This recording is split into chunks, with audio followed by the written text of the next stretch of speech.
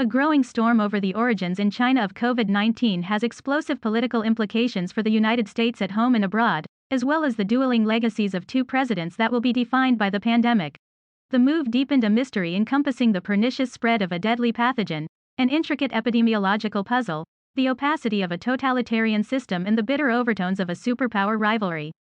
It will fan doubts about the World Health Organization's capacity to tease out lessons from the current crisis in order to prevent future pandemics.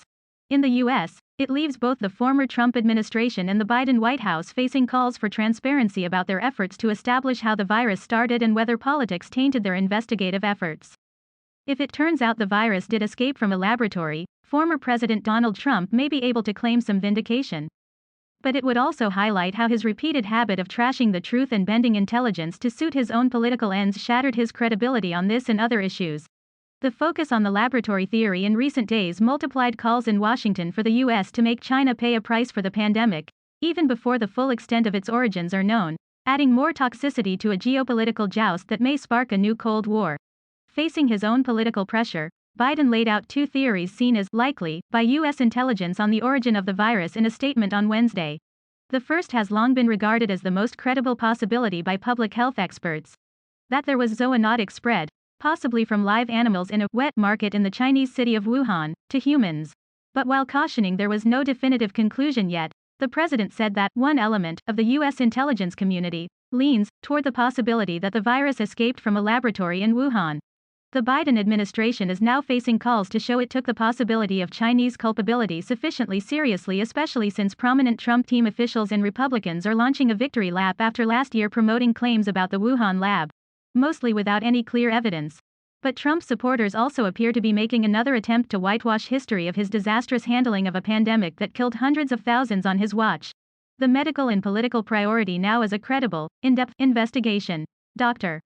Lena Wen, a CNN medical analyst and former Baltimore health commissioner, said on CNN Newsroom that such a probe needed to be based on a scientific method, which means you don't go into this with a preferred conclusion and then cherry-pick your data to fit that conclusion. Such concerns are why the Biden administration closed down the probe opened by ex-Secretary of State Mike Pompeo, two sources told CNN's Kylie Atwood. The Trump administration, facing election year blame for its botched handling of a pandemic the ex-president long downplayed, had a strong incentive to find Chinese negligence, whatever the real story was. It also had a record of shaping science and intelligence for political ends and rejecting inconvenient expertise. It now falls to the Biden administration to prove that it has the clout and willingness to track down the origin of the virus. There will be questions whether intelligence agencies, given the notorious difficulty of penetrating the Chinese security state, represent the best way of finding the truth. It is not yet clear whether China fully understands the origin of the virus. And the starting points of pandemics can be difficult to pinpoint. Many of us feel that it is more likely that this is a natural occurrence, where it goes from an animal reservoir to a human. But we don't know 100% the answer to that, Dr. Anthony Fauci, the government's top infectious diseases expert, said at a White House COVID-19 briefing Tuesday. But the Biden White House does have some political exposure on the issue. Last year, Democrats rebuked Trump for pulling out of the WHO on the grounds that it was dominated by China. The U.S. rejoined the global body soon after the new president took office.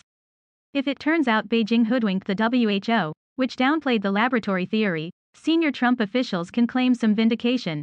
In recent days, there has been a noticeable hardening of the U.S. line toward the WHO in Beijing, and the White House has been covering its tracks.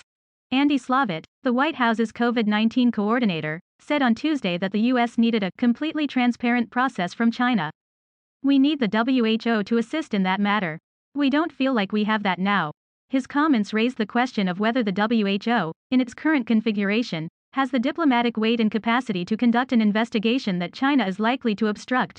The World Health Organization is not capable of undertaking this investigation because, frankly, the Chinese won't allow it, Republican Senator Marco Rubio argued on Fox News on Wednesday. The Florida senator is one of a number of Republicans who may run for president in 2024, and taking a hard line on China will be part of the price for entry into the primary race. Trump administration veterans and supporters responded to the latest events by claiming they were right to fling accusations at China despite not yet having offered public evidence. We need to know what happened here. The Chinese Communist Party knows what happened here. They know who patient zero was. They know precisely where this began, Pompeo said on Fox News on Monday. Pompeo is asking reasonable questions, even if he has political motives. The Chinese government was tardy in warning the rest of the world of the tragedy that was unfolding in Wuhan. And the WHO appears to have struggled to secure timely and detailed answers about what was going on in late 2019 and early 2020 as the virus erupted. Indiana Republican Senator Todd Young told CNN's Jake Tapper on Wednesday that the global health body needed to act fast to re-establish its reputation by persuading China to come up with more data about the origins of the virus. I don't see any other way for the World Health Organization to restore its credibility in the eyes of Americans and many across the world, who have seen them, frankly, place more trust in the Chinese Communist Party leadership and more deference to them than they have to the Western world, Young said. Trump himself gave the impression back in May 2020 that he had some information about the origin of the virus, saying, "Something happened. It came from China. It should have been stopped. It could have been stopped on the spot," Trump said. The ex-president, however, frequently touted conspiracy theories, hunches and manipulated intelligence and facts to serve his own political argument. He also politicized the virus for his own ends. So, he was not seen as a particularly credible source. And the question remains, if the Trump team had evidence of the lab theory, why did they not tell the world when they had every incentive to do so? Claims that Trump was right about COVID-19 also distract from his own culpability in mismanaging a virus that he repeatedly said was not a problem. Whatever COVID-19's origin, history will condemn Trump for his neglect and denial once it reached U.S. soil.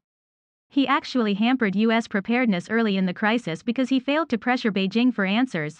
As he sought a China trade deal to burnish his re-election campaign, he fawned over China's president.